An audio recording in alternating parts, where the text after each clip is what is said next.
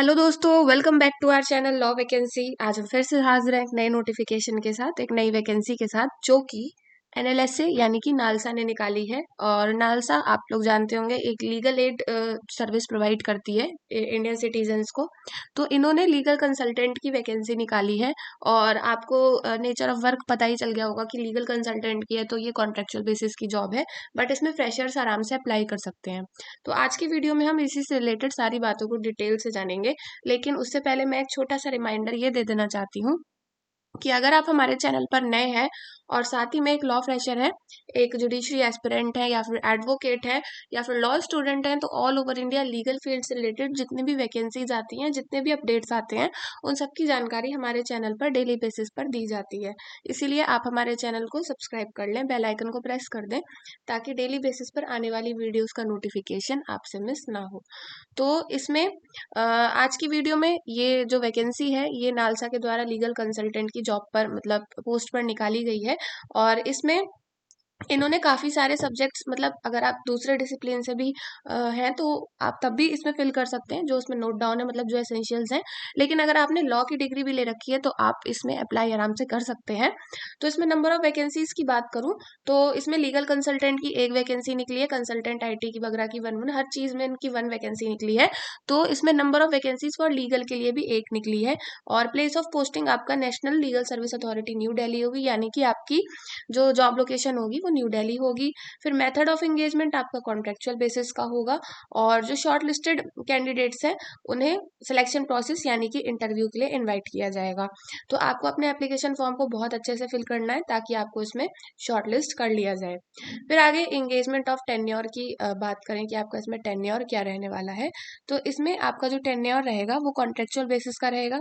One one year का आपका इसमें टेन्योर रहेगा, और ईयर टू ईयर बेसिस पे उसको आगे एक्सटेंड किया जा सकता है। वो आपके जो परफॉर्मेंस होगा उसके अकॉर्डिंग आपका इसमें ईयर टू ईयर बेसिस पर एक्सटेंड किया जाएगा। फिर मंथली रेन्यूमरेशंस की बात करी जाए तो आपका मंथली रेन्यूमरेशंस 80,000, मतलब जो लीगल कंसल्टेंट की जॉब पे अप्लाई करेंगे उनका 80,000 यानी कि 80,000 सैलरी रहेगी। अब आगे बात कर लेते हैं एसेंशियल क्वालिफिकेशन की। तो इसमें educational qualification for law graduates, graduate in law ही मांगा है, कुछ नहीं मांगा। तो इसमें आराम से जो लीगल फील्ड से बंदे हैं, मतलब जो भी पर्सन फ्रेशर है और अप्लाई करना चाहता है उसके लिए एक अच्छी अपॉर्चुनिटी है। क्योंकि नालसा के साथ काम करने का एक्सपीरियंस फिर आगे आप कोई परमानेंट जॉब के लिए अप्लाई करते हैं तो आपके लिए एक अच्छा अपॉर्चुनिटी या अच्छा मौका रहने वाला है। फिर आगे डिजायरेबल इन्होंने क्वालिफिकेशन की बात करी है, मतलब आपके पास नहीं भी है तो भी कोई बात नहीं। तो इसमें पोस्ट ग्रेजुएट इन लॉ मांगी है, तो मतलब अगर एलएलएम वाले हैं तो वो अप्लाई कर सकते हैं, उनको ज्यादा प्रेफरेंस मिलेगी उनके लिए, और अच्छी अपॉर्चुनिटी है। फिर आगे इन्होंने एक्सपीरियंस मांगा है, तो एक्सपीरियंस इसमें इन्होंने कोई इस तरीके का एक्सपीरियंस नहीं मांगा, मतलब नोट डाउन नहीं किया है। एक्सपीरियंस है sound legal experience of working in criminal matters और लीगल सर्विस इंस्टीट्यूशन। तो इसमें आपका जो एक्सपीरियंस मांगा है वो इसकी मतलब कोई ईयर मेंशन नहीं है। तो इसमें आराम से जो फ्रेशर्स हैं वो अप्लाई कर सकते हैं, मतलब फ्रेशर्स हैं और अगर उनको थोड़ा बहुत भी आइडिया है क्रिमिनल मैटर्स का, लीगल एक्सपीरियंस थोड़ा बहुत है, तो उसमें आराम से अप्लाई कर सकते हैं, उनके लिए कोई भी प्रॉब्लम वाली बात नहीं है। तो ये जॉब टोटली फ्रेशर की है बट कॉन्ट्रेक्चुअल बेसिस की है।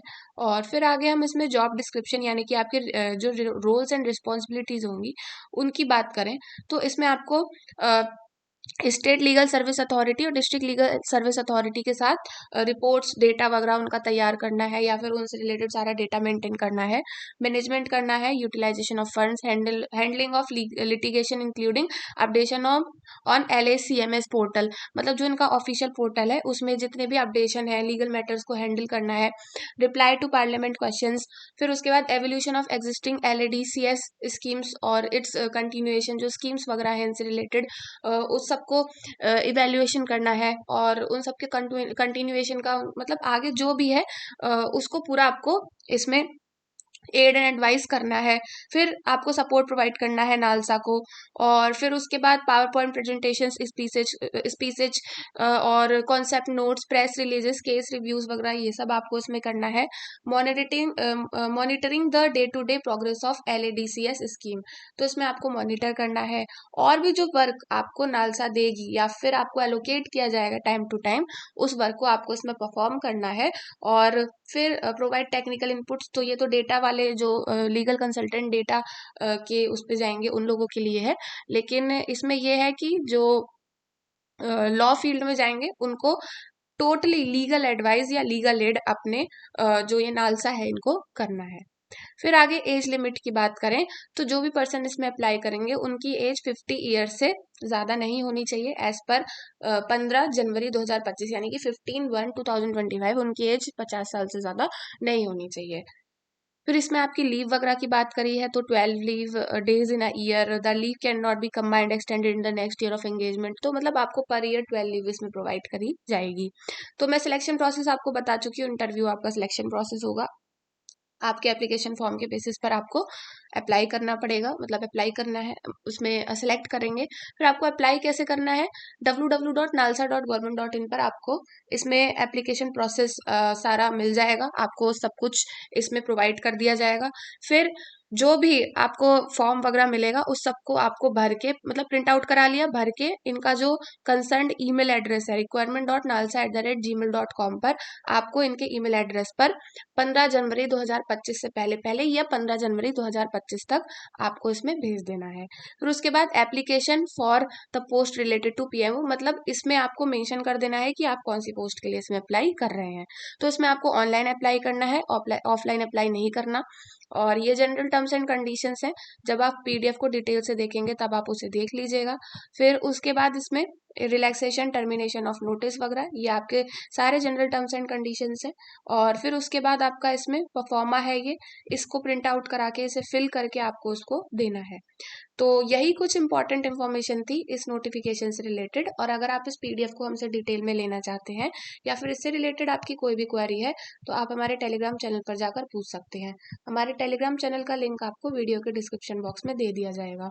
और all over India legal field से रिलेटेड जितनी भी वैकेंसीज होती हैं उन सबको डेली बेसिस पर जानने के लिए आप हमारे चैनल को सब्सक्राइब कर लें, बेल आइकन को प्रेस कर दें ताकि डेली बेसिस पर आने वाली वीडियोस का नोटिफिकेशन आपसे मिस ना हो।